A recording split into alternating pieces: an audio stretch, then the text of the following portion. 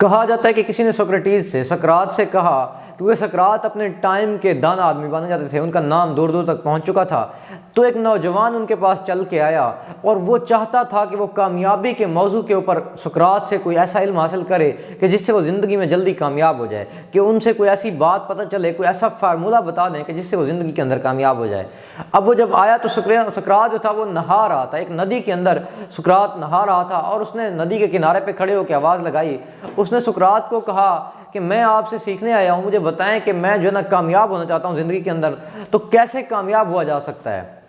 تو سقراط نے اس کو کہا مائی سن، اندر آ جاؤ میرے بیٹے، اندر آ جاؤ، ندی کے اندر آ جاؤ اور میں تمہیں بتاتا ہوں۔ تو اس نوجوان نے اپنا جوتا اتار کے ندی کے اندر آہستہ آہستہ چلنا شروع کر دیا، اور وہ سقراط کے قریب قریب پہنچتا گیا۔ جیسے جیسے وہ سقراط کیونکہ ندی کے درمیان میں کھڑا ہوا تھا، جیسے وہ اس کے قریب پہنچا تو اس کو پانی آہستہ آہستہ اس کی گردن تک آ گیا، اس نوجوان کی۔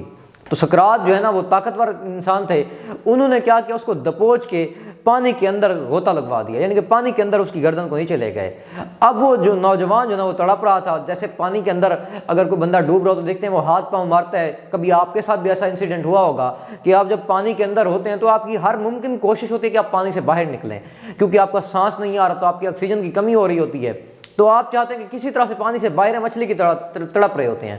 اب اس نوجوان کی بھی کچھ ایسی ہی حالت تھی، اور وہ ہاتھ پاؤں مار رہا تھا اور سارا کچھ۔ تو اس کے بعد چند لمحوں کے بعد سقراط نے اسے چھوڑا اور وہ جلدی جلدی اوپر آیا۔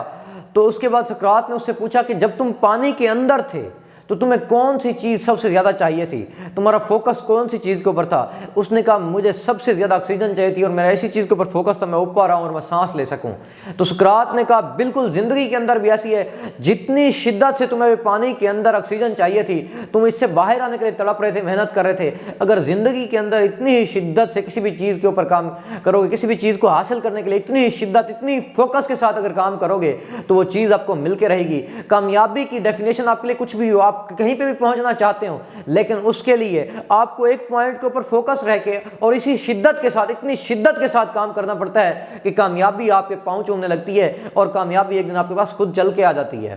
تو یہ سقراط کا ایک فارمولہ ہے۔ دیکھیں اس نے اس نوجوان کو ایک سبق دیا، اور رہتی دنیا کے لیے ایک سبق ہے کہ آپ کچھ بھی ہے جو آپ کا گول ہے، آپ نے گول کے اوپر فوکس کریں اور اس کو اتنی شدت سے اس کے اوپر عمل پیرا ہوں، تو ایک دن آپ بھی اس گول کو اچیو کر لیں گے۔ میں ہوں مبین کھوسہ، آپ دیکھ رہے تھے میرا یوٹیوب چینل مبین کھوسہ آفیشیل کے نام سے۔ بہت بہت شکریہ، اپنا خیال رکھیے گا۔